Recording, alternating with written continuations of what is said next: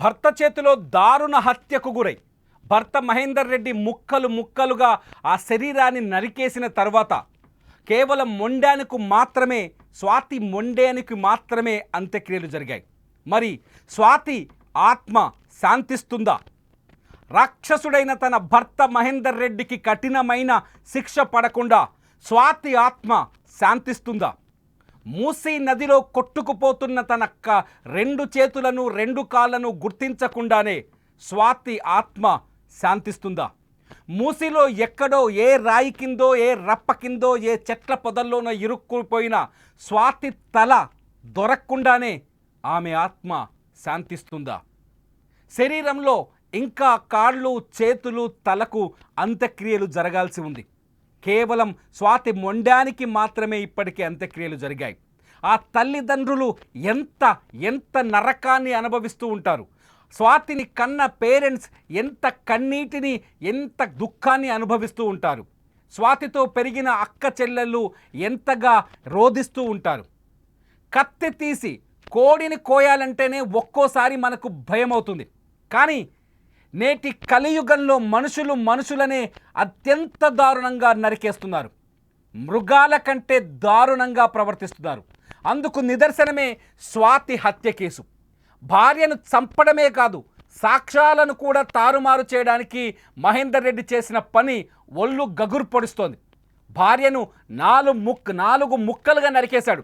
కేవలం 10 నిమిషాల్లోనే రంపంతో కసా కోసేసి శరీర భాగాలను వేరు చేశారని పోలీసుల విచారణలో మహేందర్ రెడ్డి మాటలు చెబుతుంటే అక్కడుండే పోలీస్ అధికారులకు కూడా కళ్ళ వెంట దుఃఖం వస్తుంది. వాళ్ళు కూడా భయపడిపోతున్నారు. అరే నువ్వు మనిషివేనా? నీకు చేతులు ఎలా వచ్చాయి? అరే నువ్వు అత్యంత ఇష్టంగా ప్రేమించిన అమ్మాయి కదా, నీ వల్ల ఆ అమ్మాయి గర్భంలో 5 నెలల పసిగుడ్డు కూడా ఉంది కదా. గర్భవతిని నేల మీద కాలు పెట్టకుండా, కాలికి మట్టి అంటకుండా చూసుకోవాలి కదా. అటువంటి నీ భార్య అనుకున్న వ్యక్తిని, నీలో సగమైన వ్యక్తిని, నీ బిడ్డను కడుపులో మోస్తున్న ఆ అమ్మాయిని ఎలా నరకాలనిపించిందని పోలీసులు అడుగుతున్న ప్రశ్నలకు మహేందర్ రెడ్డి చెప్తున్న సమాధానాలు వింటే అతను మనిషి కాదు, మనిషి రూపంలో ఉన్న మృగం అనే భావన కలుగుతోంది. కేవలం 10 నిమిషాల్లోనేంట, కేవలం 10 అంటే 10 నిమిషాలు.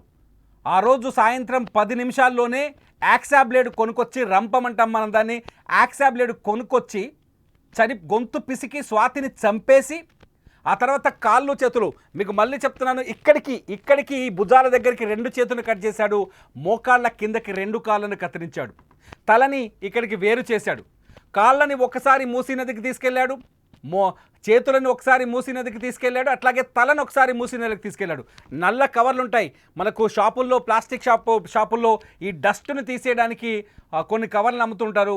ఆ డస్ట్ను మోసే బ్లాక్ కవర్స్లో తీసుకెళ్ళి దాంట్లో రాళ్ళు కట్టి వేశానని చెప్తున్నాడు మహేందర్ రెడ్డి. మీరు చూస్తున్నారు, ఇది పర్వతాపూర్ గౌరెల్లి మధ్యలో ఉన్న మూసీ నది బ్రిడ్జ్. ఈ మూసీ నది బ్రిడ్జ్ పైనే, ఇది రంగారెడ్డి జిల్లాకి చివరి బ్రిడ్జ్గా పరిగణిస్తారు. దీని తర్వాత ఔటర్ రింగ్ రోడ్ బ్రిడ్జ్ వస్తుంది. ఈ మూసీ నది బ్రిడ్జ్ దగ్గరనే స్వాతి కాళ్ళు చేతులు తలని విసిరి పారేశాడు ఈ మహేందర్ రెడ్డి. అంతేకాదు, హత్య చేసిన తర్వాత ఎందుకు సైలెంట్గా మీకు వాళ్ళ కుటుంబ సభ్యులకు నువ్వు ఫోన్ చేశావు? చంపేశావు కదా, చంపిన తర్వాత తప్పును అంగీకరించాల్సింది కదా. తప్పును అంగీకరించేసి ఫ్యామిలీ మెంబర్స్ కోరుకోవచ్చు చెప్పినట్టు ఇంత ఘోరం జరిగి ఉండేది కాదు కదా అని పోలీసులు ప్రశ్నిస్తుంటే అతను చెప్పిన సమాధానం ఏంటో తెలుసా? సాక్ష్యాలని మార్చేయాలనుకున్నాడంట.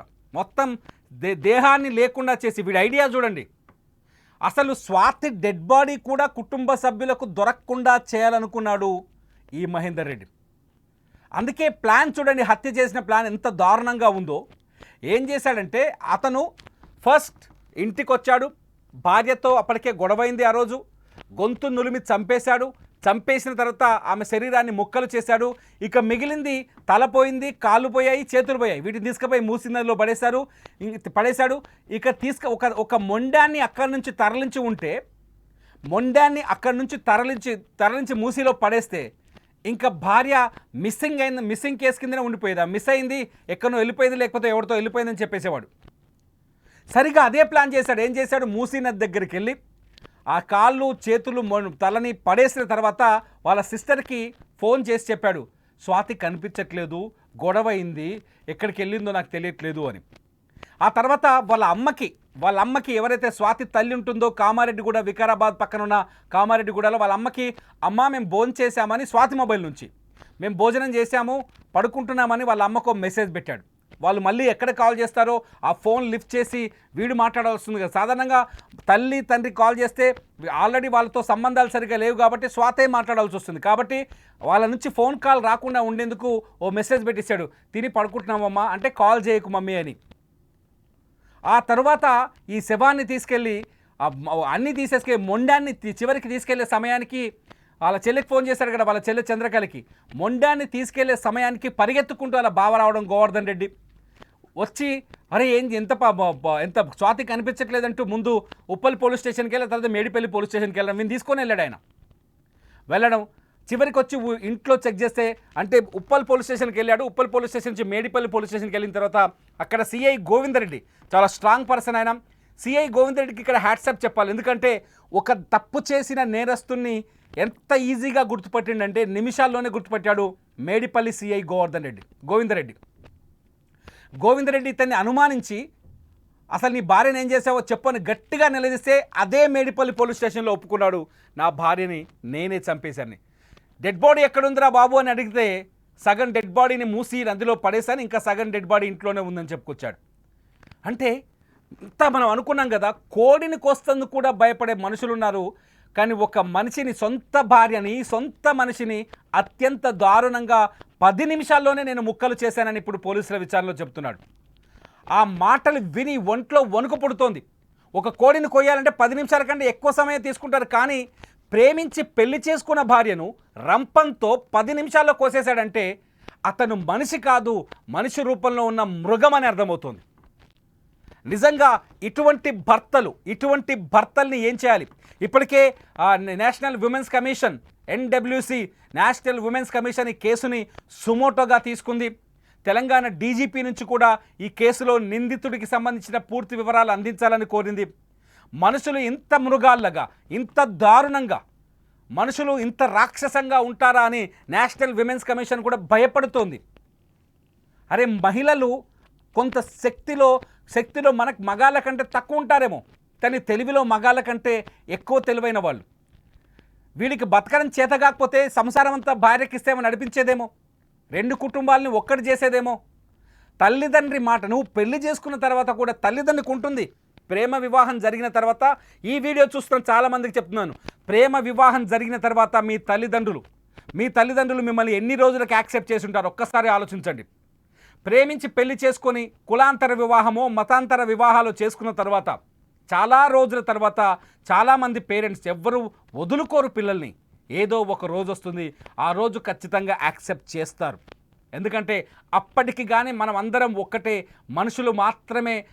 శాశ్వతం కులాలు, మతాలు, కింది స్థాయి, పెద్ద స్థాయి, డబ్బు ఏది శాశ్వతం కాదని తెలుసుకుంటారు. అప్పటికి చాలామంది ప్రేమికులు ఉండొచ్చు, ఈ వీడియో చూస్తుండొచ్చు. చాలామంది ప్రేమ జంటలు ఉండొచ్చు, పెళ్లి చేసుకున్న తర్వాత ఈ వీడియో చూస్తుండొచ్చు. ఈ మహేందర్ రెడ్డి లాంటి మూర్ఖత్వం మీలో కనిపించిందా ఎప్పుడైనా? మీ తల్లిదండ్రులు మీ భార్యలను లేకపోతే మీ భర్తల్లో చంపేయమని ఎప్పుడైనా పురమాయించారా, లేకపోతే సలహాలు ఇచ్చారా? మహేందర్ రెడ్డి కుటుంబం కోపం ఉండొచ్చు, కానీ చంపమని మాత్రం సలహా ఇచ్చి ఉండకపోవచ్చేమో. ఎందుకంటే పక్క ఇళ్లే, వికారాబాద్లోని కామారెడ్డిగూడలో వీళ్ళది పక్క ఇండ్లే. కేవలం మహేందర్ రెడ్డిలోని రాక్షసత్వం, మహేందర్ రెడ్డిలో ఉన్న అనుమానం, మహేందర్ రెడ్డిలో ఉన్న ఆ సైకో తత్వమే స్వాతి పాలిట శాపమైంది. మహేందర్ రెడ్డి రాక్షస రూపమే స్వాతిని అన్యాయంగా పొట్టన పెట్టుకుంది. భార్యని ప్రేమించి పెళ్లి చేసుకొని పోషించలేని స్థితిలో ఉన్న మహేందర్ రెడ్డి తల్లిదండ్రికి సమాధానం చెప్పలేక, అత్తమామలకు సమాధానం చెప్పలేక, ఆ అమ్మాయిని ప్రేమగా చూసుకోలేక ఒక రాక్షసుడిగా అవతరించాడు. ఇప్పుడు అమాయకుడిగా పోలీసుల ముందు నటిస్తున్నాడు. చెప్తున్నాడు 10 నిమిషాల్లోనే శవాన్ని ముక్కలు చేశానని. అందుకే అడుగుతున్నాను, స్వాతి ఆత్మ శాంతిస్తుందా? చేతులు మూసీ నదిలో కొట్టుకుపోతున్న చేతులను ఇంకా గుర్తించకముందే, మూసీ నదిలో కొట్టుకుపోతున్న తన కాళ్ళని ఇంకా గుర్తించకముందే, మూసీ నదిలో మునిగిపోయి ఉన్న తన తలని ఇంకా గుర్తుపట్టకముందే సగం శరీరానికి జరిగిపోయిన అంత్యక్రియల నేపథ్యంలో స్వాతి ఆత్మ శాంతిస్తుందా? ఈ మహేందర్ రెడ్డిని క్షమిస్తుందా? మీరేమనుకుంటున్నారు?